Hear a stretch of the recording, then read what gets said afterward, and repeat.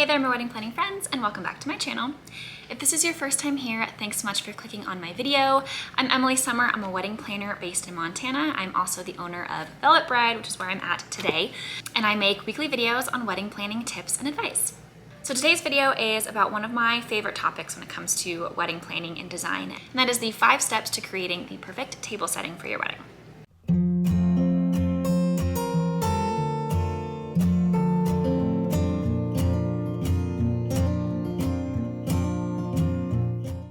So like I said, creating the tablescape and the overall table design is one of my favorite pieces when it comes to planning and designing for a wedding.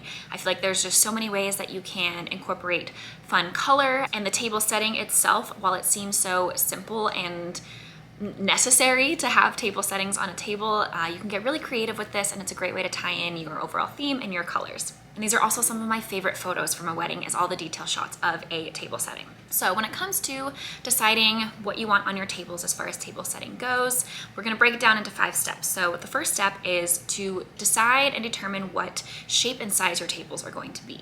So this is for your guest tables, as well as your head table or sweetheart table, depending on which route you're going there.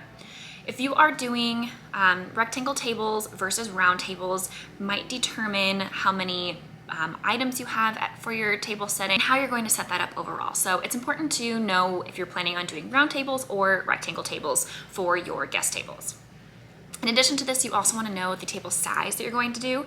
So if you're choosing round tables, there's 2 different sizes of round tables. The smaller one will sit about 6 comfortably around the round table, and the larger one you can seat 8 to 10, sometimes even up to 12.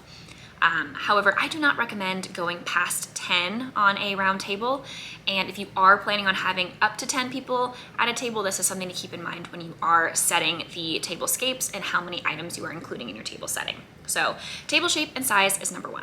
Second is you want to determine the style of food service you're going to have. Are you going to have a buffet dinner? Are you going to have a fully plated dinner? Are you going to have family style dinner? If you're unfamiliar with what I mean by these, and maybe if you haven't decided, or you need some help in determining pros and cons of each type, I do have a video all about the types of catering that you can check out and then return back to this video.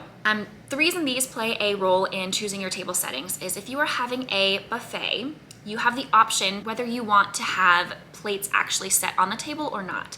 A lot of couples will choose to just have plates on the buffet line because it's a lot easier for guests to just grab a plate as they're going through the buffet line.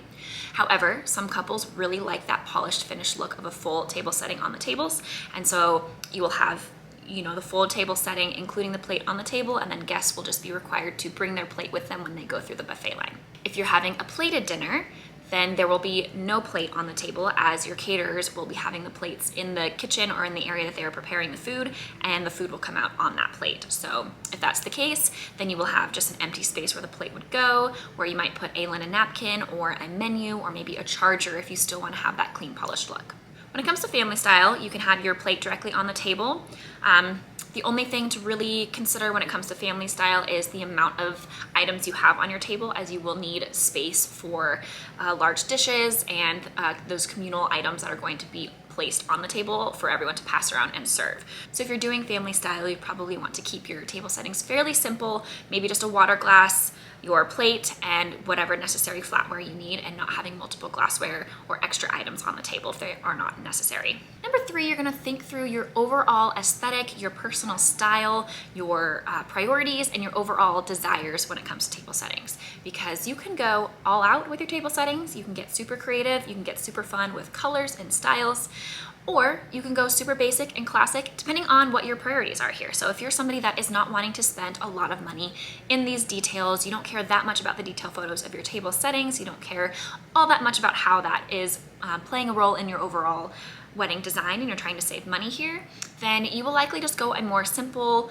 generic route. And if this is the case, then likely you will get all of these items from your caterer, as most caterers, if you're doing like a full service caterer, they will have place settings and rentals available. And typically, if this is the case, it's going to be just a plain white china plate, silver flatware, and a clear glass water glass. If you're somebody that is wanting to stylize your place settings a little bit more and have something a little bit more unique, then you're going to be likely using a third-party rental company. And what this means is your place settings and all the items that will be on your table and served to your guests will not come from your caterer. They will come through a third-party rental company that will either deliver to your venue, or you will be required to pick them up and bring them to your venue and set them out on your table. There are pros and cons to each of these. My clients go both routes. Again, it really just depends on your own personal preference and how you want the table to look, and also how much money you would like to spend on this. Once you've kind of determined which route to go, this is where the fun part comes in, and you can start to actually select the items that you want on your table setting. If you've chosen to go the route where you are just using it through your caterer, then you're pretty much skipping this step and you're good to go when it comes to all of your table setting and rental items. If you are choosing to go a third-party rental route or something a little bit more stylized, things that you'll need to think through are the shape and style of the plates that you want, as well as the color, the type of flatware that you will want, as well as this type of glassware. So when it comes to plates, depending on where you are, where you're located, what is available in your area, there's not as many options for plates as there are for things like glassware and flatware. I find that a great way to incorporate color or a little bit more style is through the glassware as opposed to the plates, so I like to start with the glassware. So if you are trying to incorporate a little bit more color onto your tables, maybe you're going very simple with the floral arrangements on your tables, or you want a pop of color, or you want something that's going to bring in a cohesive look throughout the rest of your wedding, you can choose a colored glassware, you can choose a gold glassware, you can choose a very modern, sleek style glassware. When it comes to glassware, you're going to have a water glass, obviously, and then you want to decide whether you're going to have any additional glassware on the table. So this would be a wine glass or a champagne glass, or both. If you are doing a champagne toast, depending on your caterer, if they are pouring the champagne, this is something that you want to ask them whether they prefer to have the champagne glass on the table, or if they prefer to have them off the table. They will fill up the champagne in the back and then deliver the poured champagne to the guest tables. Additionally, if you would like to have wine glasses on the table, keep in mind that you will need to be having wine available on the table, whether that is directly on the table that guests can pour themselves, or have a wine service from the catering staff team that will come around and pour wine. Don't have wine glasses on your table if you are not going to have wine available just at the bar. It's an extra use of space, it's a waste of space, and it confuses guests if there's no wine on the table. On the same note, if you do have a lot of items that are going to be on your table as far as centerpieces and other decor, and you have a rather small table, keep in mind that glassware can take up a lot of space.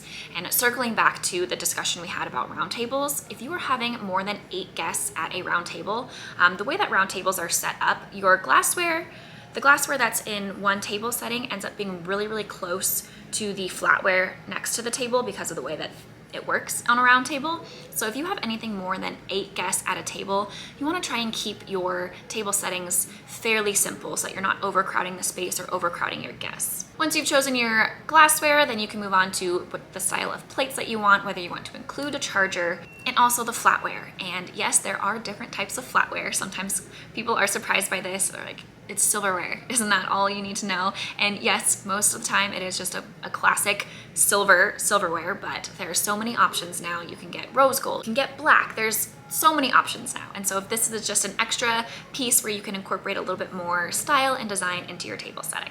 Once you've determined your preferences and you've selected all of your plates and flatware and glassware and everything that you want to have as far as table settings go, then linens are the final piece of the puzzle.